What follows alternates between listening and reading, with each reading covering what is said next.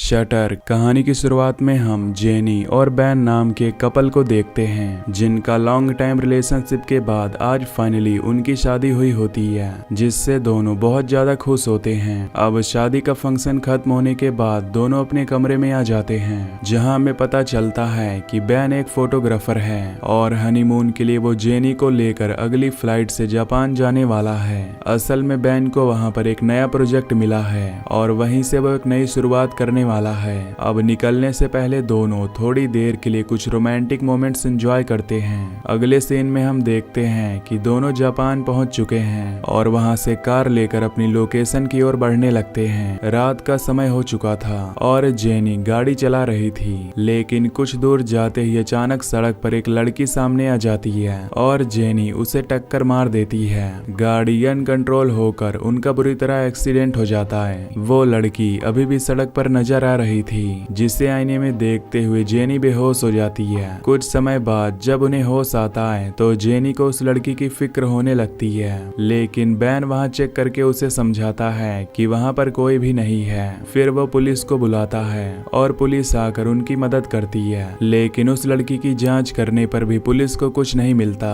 पर पुलिस के जाने के बाद भी जेनी फिक्र कर रही थी और कहती है कि उसने एक लड़की की जान ली है, लेकिन बैन उसे समझाता है कि शायद वो लड़की वहां से चली गई होगी। अब हमें घर चले जाना चाहिए। नेक्स्ट सीन में हम देखते हैं कि दोनों घर पहुंच चुके हैं, लेकिन जेनी अब भी बहुत परेशान थी। फिर अगली सुबह बैन जेनी का मूड ठीक करने के लिए उसे लेकर फोटोग्राफी करने लगता है। इस दौरान दोनों एक दूसरे के साथ काफी खुश नजर आते हैं। इसके बाद बैन जेनी को लेकर अपने दोस्त ब्रूनो के ऑफिस ले जाता है। वहां सेको नाम की एक लड़की बैन से मिलती है, जो उसकी एक अच्छी फ्रेंड है। थोड़ी देर में ब्रूनो भी आता है और असल में ब्रूनो ने ही बैन को यहाँ पर काम करने का मौका दिया था। इसके बाद ब्रूनो दोनों को एक बिल्डिंग दिखाने ले जाता है और उन्हें बताता है कि यही वो जगह है जहाँ बैन को फोटोग्राफी का काम करना है। इसी बिल्डिंग के ऊपरी हिस्से में उनके रहने के लिए एक खास कमरा भी देता है और जेनी को यह कमरा बहुत पसंद भी आता है। फिर ब्रूनो के जाने के बाद नए घर की खुशी में दोनों एक दूसरे के साथ इंटीमेट होते हैं। अब काम खत्म होने के बाद जब रात में वो सो रहे थे, तभी जेनी को उसी लड़की के सपने आने लगते हैं, जिस वजह से उसकी आंख खुल जाती है और वो उठकर बैठ जाती है। फिर अगली सुबह हम देखते हैं कि जिन फोटोज को उन्होंने क्लिक किया था वो उनके पास आ चुकी थी और जब जेनी फोटोज देखने लगती है तो कुछ फोटोज में लाइट का इफेक्ट दिखाई दे रहा था, लेकिन ये लोग इस चीज को ज्यादा सीरियसली नहीं लेते हैं। फिर बैन अपना फोटोग्राफी का काम शुरू कर देता है और जेनी टोक्यो घूमने के लिए बाहर चली जाती है। पूरा दिन वो बाहर घूमती है और अलग अलग जगह जाकर फोटो क्लिक करती है और फिर शाम के समय घर वापस आ जाती है। इसके बाद सेको उसके पास आती है और जेनी का कैमरा लेकर फोटोज देखने लगती है, लेकिन वो देखती है कि सभी फोटोज लाइट रिफ्लेक्शन की वजह से खराब हो गई हैं। पर वो समझ जाती है और जेनी से कहती है कि ये कोई लाइट रिफ्लेक्शन नहीं बल्कि कोई आत्मा है। ऐसे बहुत कम फोटोज होते हैं जिनमें आत्मा कैप्चर हो जाती है और कहती है कि मेरा एक्स बॉयफ्रेंड आत्माओं की फोटोज के लिए काम करता है, तुम चाहो तो मैं कल उससे मिलवा सकती हूँ। अब रात हो जाने के बाद बैन जेनी को लेकर एडम नाम के अपने एक दूसरे दोस्त से मिलने जाता है। एडम इन लोगों के लिए मॉडल्स लाकर देता है, जिससे ये लोग फोटोग्राफी का काम आसानी से कर पाते हैं। यहाँ पर ये सभी लोग एक दूसरे के बारे में बातें करते हैं और काफी एंजॉय करते हैं। फिर अगले दिन एडम के लाए हुए मॉडल्स के साथ बैन उनकी तस्वीरें क्लिक करने लगता है, पर इस दौरान अचानक उसे फ्रेम में कोई और दिखाई देती है, लेकिन अगले ही पल वो सामने से गायब हो जाती है। फिर बैन जाकर सामने से देखने की कोशिश करता है, पर उसे पता नहीं चल पाता कि वो कौन थी। दूसरी तरफ जेनी सेको के साथ आत्माओं की फोटोज के बारे में और जानने के लिए उसके एक्स बॉयफ्रेंड जेम्स के पास जाती है। दरअसल जेम्स भी एक फोटोग्राफर है, लेकिन वो मैगजीन में आत्माओं की फोटोज पर काम करता है। वहाँ जेम्स जेनी को अपने बचपन की एक तस्वीर दिखाता है और बताता है कि एक आत्मा उस समय उसका पीछा कर रही थी, लेकिन जेनी इस पर यकीन नहीं करती। तो इसे साबित करने के लिए जेम्स उसे एक कमरे में ले जाता है जहां उसने बहुत सारी तस्वीरें रखी हुई थी। वहां जेनी देखती है कि हर तस्वीर में किसी न किसी आत्मा की झलक कैद है। फिर जेम्स उसे समझाता है कि कुछ आत्माएं ऐसी होती हैं जो हमारा पीछा करती हैं, खासकर अगर हमने उनका कोई नुकसान किया हो। या उनके किसी सामान पर कब्जा कर लिया हो, वो अपनी चीज वापस पाने के लिए कुछ भी कर सकती हैं। कुछ आत्माएं हमारे रिलेटिव भी हो सकते हैं जो हमें कोई संदेश देना चाहते हैं, जबकि कुछ आत्माएं नुकसान पहुंचाने के इरादे से भी पीछे पड़ जाती हैं और कहता है कि ये सारी तस्वीरें बिल्कुल असली हैं। इसके बाद वो जेनी को एक पोलराइड कैमरा दिखाता है और बताता है कि ये कैमरा तुरंत तस्वीर प्रिंट कर देता है, जिससे किसी भी तरह की एडिटिंग या छेड़छाड़ करना नामुमकिन है और ये सभी तस्वीरें इसी कैमरे से खींची गई हैं। अब रात के समय बैन को दिखाया जाता है जो क्लिक किए गए फोटोज पर काम कर रहा होता है। इसी दौरान फोटो में किसी अजीब चीज को देखकर जब वो उसे करीब से देखने की कोशिश करता है, तभी केमिकल उसकी आंखों पर गिर जाता है, जिससे आंखों से खून निकलने लगता है। वो घबरा कर शीशे में देखता है कि उसके चेहरे पर बहुत सारा खून है। तभी वहाँ पर सेको आ जाती है और बैन ये देखकर हैरान हो जाता है कि पल भर में उसका चेहरा पूरी तरह साफ हो गया और वो इस केमिकल के असर को हेलुसिनेशन समझकर इग्नोर कर देता है। दूसरी तरफ जेनी को दिखाया जाता है जो घर वापस जाने के लिए ट्रेन में चढ़ती है और वो जब ट्रेन के अंदर खड़ी थी तभी उसे शीशे में अचानक एक आत्मा की परछाई दिखती है, जिससे वो डर कर चिल्लाने लगती है और ट्रेन से उतरने की कोशिश करने लगती है। अब घर लौटने पर जेनी की मुलाकात बैन से होती है। वो देखती है कि बैन बहुत उदास होकर बैठा है। जेनी के पूछने पर वो बताता है कि उसने आज जो भी तस्वीरें खींची थी वो सब खराब हो गई हैं और काफी पैसा भी बर्बाद हो गया। फिर जेनी जब उन तस्वीरों को चेक करती है तो देखती है कि उनमें अजीब तरह से लाइट इफेक्ट आ गया है। वो समझ जाती है कि ये सब उसी लड़की की वजह से हो रहा है जिसे उन्होंने कार से टक्कर मारी थी। वो बैन को समझाने की कोशिश करती है कि उस हादसे में लड़की की मौत हो गई थी और अब उसकी आत्मा हमें परेशान कर रही है, लेकिन बैन उसकी बातों को बकवास कहकर टाल देता है और कहता है कि भूत प्रेत जैसी चीजें हकीकत नहीं होती, हमसे कभी कभी गलतियां हो जाती हैं। इसका मतलब ये नहीं कि हम खुद को इतना परेशान करें। इस बात पर दोनों के बीच बहस शुरू हो जाती है और थोड़ा झगड़ा भी हो जाता है। फिर अगले दिन जब जेनी बैठी होती है तो बैन उसके पास आकर फ्रिज से पानी निकालता है और बिना कुछ बात किए वहां से चला जाता है, जिससे जेनी और भी उदास हो जाती है। फिर कुछ समय बाद जेनी बाहर घूमने के लिए चली जाती है, जिस बारे में बैन बिल्कुल अनजान था। वो नीचे आकर अपनी तस्वीरों पर काम करने लगता है। इस दौरान कोई पास आकर बैन को टच करता है, जिससे बैन को लगता है कि ये जेनी है, लेकिन उसी समय एक कॉल आ जाता है और जब वो जाकर कॉल रिसीव करता है तब उसे पता चलता है कि कॉल पर तो जेनी है जो कल रात के लिए सॉरी बोल रही है। लेकिन बैन बहुत हैरान हो जाता है और जब चेक करता है तो देखता है कि ये तो वही लड़की है जो उनकी कार के सामने आ गई थी। वो बहुत ही ज्यादा डर जाता है। तभी वो देखता है कि उस लड़की की आंख से एक मक्खी निकल रही है, जिससे वो डर के मारे चिल्लाने लगता है। चिल्लाने की आवाज सुनकर जेनी भागते हुए जल्दी से घर पर आती है, जहां वो देखती है कि बैन सामने के कमरे में आराम से बैठा हुआ था। फिर जब उसके पास जाती है तभी अचानक बैन उठकर खड़ा हो जाता है और वो बिल्कुल ठीक था।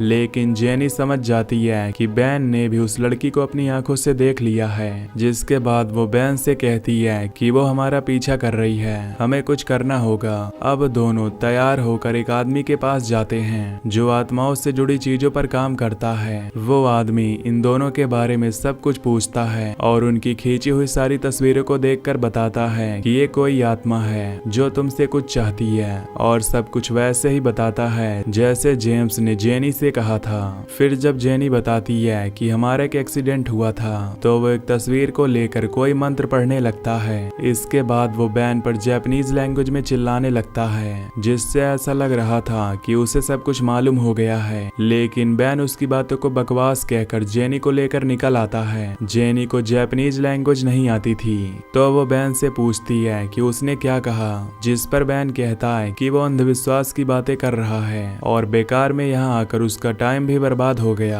जिसके बाद वो जेनी को लेकर वापस घर आ जाता है, लेकिन जेनी के मन में अभी भी वो बात चल रही थी। अब घर पर जब वो अकेली थी तब वो बैन के खींचे हुए उन फोटोज को देखने लगती है, जहाँ सभी मॉडल्स के पीछे उसे एक बिल्डिंग दिखाई दे रही थी जो ठीक उनके घर के पास में ही थी। जेनी को लगा कि इस बिल्डिंग में उसे कोई क्लू मिल सकता है, इसीलिए वो सेको से एक पोलराइड कैमरा लेकर उस बिल्डिंग में चली जाती है। वहां पहुंचकर वो सीधा 17th फ्लोर पर जाती है जहाँ असल में ब्रूनो का ऑफिस है। वहाँ जाकर जेनी अलग अलग एंगल से तस्वीरें खींचने लगती है और उन्हें ध्यान से देखने लगती है। उसे पूरा यकीन था कि उस लड़की की आत्मा जरूर इसी ऑफिस में कहीं मौजूद है और सच में एक तस्वीर में वो आत्मा कैद हो जाती है। ये देखकर जेनी डर कर वहाँ से भागने की कोशिश करती है, लेकिन तभी आत्मा दरवाजा बंद कर देती है और एक तस्वीर नीचे गिरा देती है। जेनी उस तस्वीर को उठाती है और उसमें एक लड़की को देखती है। ये वही लड़की थी जो उनकी कार के सामने आई थी।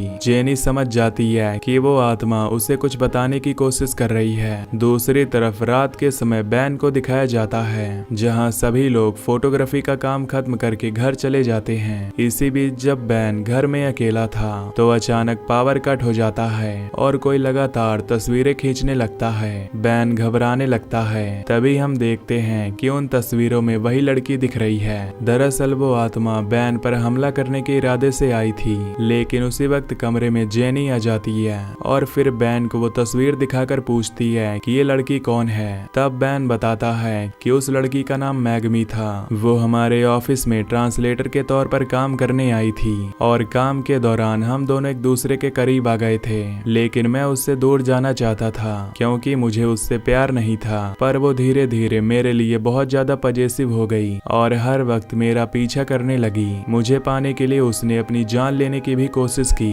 इसके बाद ब्रूनो और एडम ने उसे समझाया। फिर जब उसे एहसास हुआ कि मैं उसे इग्नोर करके दूर जाने की कोशिश कर रहा हूँ तो उसने अचानक ऑफिस आना बंद कर दिया। इसके बाद मैंने उसे कभी नहीं देखा। अब अगले सीन में हम एडम को देखते हैं जो एक लड़की की फोटोज क्लिक कर रहा था। पर इसी दौरान वो देखता है कि बार बार कैमरे में कोई इफेक्ट आ रहा है। पहले तो वो कुछ समझ नहीं पाता, लेकिन अचानक से उस लड़की की आत्मा वहां आकर एडम पर हमला करके उसकी एक आंख फोड़ देती है और वहीं पर एडम की मौत हो जाती है। फिर कुछ समय बाद ब्रूनो बैन को कॉल करके एडम के बारे में बताता है और हॉस्पिटल पहुंचने के लिए कहता है। उसी समय हम देखते हैं कि ब्रूनो के पास भी मैगमी की आत्मा पहुंच जाती है और वो बहुत ज्यादा डरने लगता है। दूसरी तरफ बैन और जेनी हॉस्पिटल पहुंच गए थे और ब्रूनो को बार बार कॉल कर रहे थे, लेकिन वो कॉल रिसीव ना करके बहुत सारे फोटोज ब्लेड से काट रहा था। बैन और जेनी को कुछ गड़बड़ लग रहा था, इसलिए वो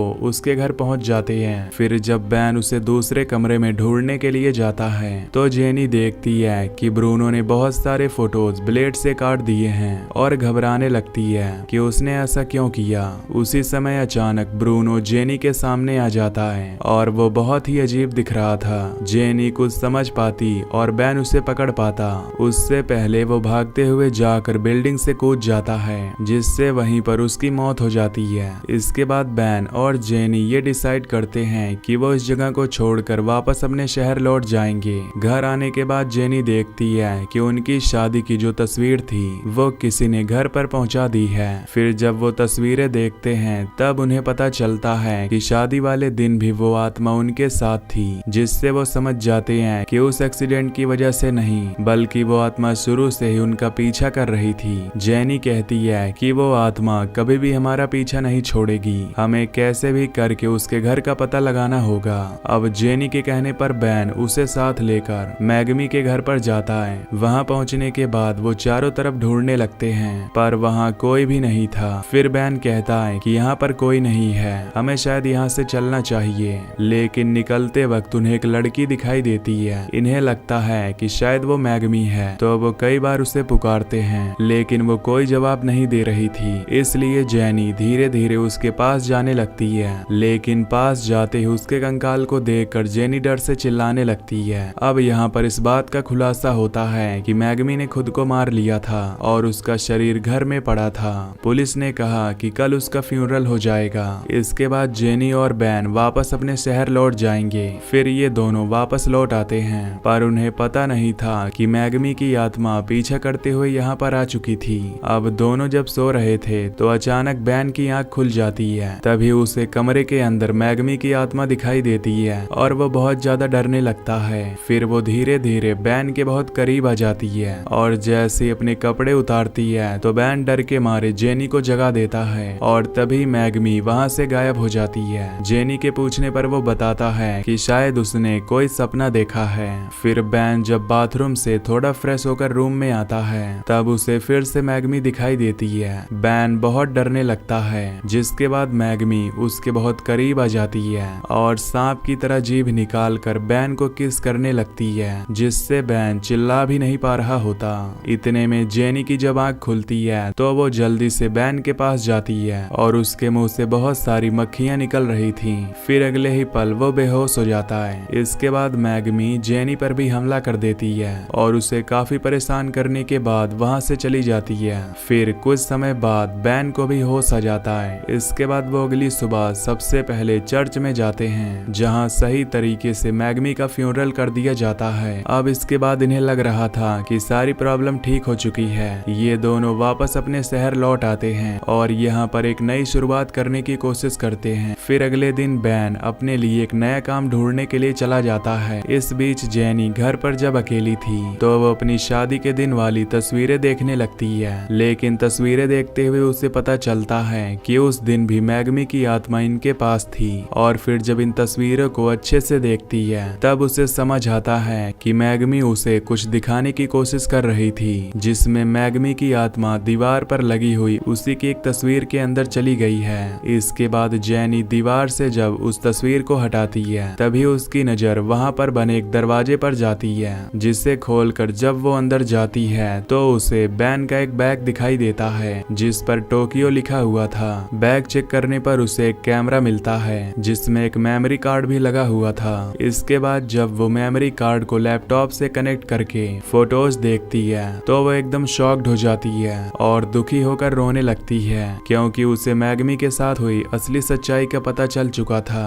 अब कुछ समय बाद जब बैन घर आता है तो जेनी उसे लैपटॉप में मैगमी की वो सारी तस्वीरें दिखाने लगती है जो बैन और उसके दोस्तों ने क्लिक की थी। जेनी गुस्से में बैन को एक धक्का मारती है और पूछती है कि तुम लोगों ने मैगमी के साथ आखिर क्या किया था। इसके बाद बैन बताता है कि तुम्हें अंदाजा भी नहीं है कि मैगमी किस हद तक पागल हो चुकी थी। वो उसे छोड़ने के लिए तैयार ही नहीं थी। तब उसने ब्रूनो और एडम के साथ मिलकर उससे छुटकारा पाने का एक प्लान बनाया। एडम ने उसके ड्रिंक में नशीली दवा मिला दी और मेरे साथ ड्रिंक करने के बाद जब वो नशे में थी तो एडम और ब्रूनो ने उसके साथ गलत काम किया और मैंने बस फोटोज क्लिक किया था। मैंने सोचा था कि इन तस्वीरों से उसे ब्लैकमेल करूंगा ताकि वो हमेशा के लिए मुझसे दूर चली जाए, लेकिन मुझे नहीं पता था कि मैगमी को ये सब इतना बुरा लगेगा कि वो अपनी जान ही ले लेगी। मैंने तो उसे छुआ तक नहीं था, लेकिन एडम और ब्रूनो ने अपनी सारी हदें पार कर दी।